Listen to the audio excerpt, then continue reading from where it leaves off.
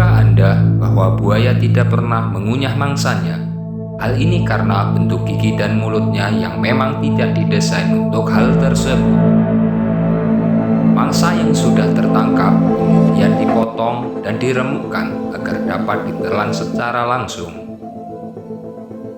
Untuk membantu pencernaan, buaya terkadang menelan beberapa kerikil. Kerikil ini berfungsi untuk membantu menghancurkan makanan di perut buaya yang ditelan secara utuh.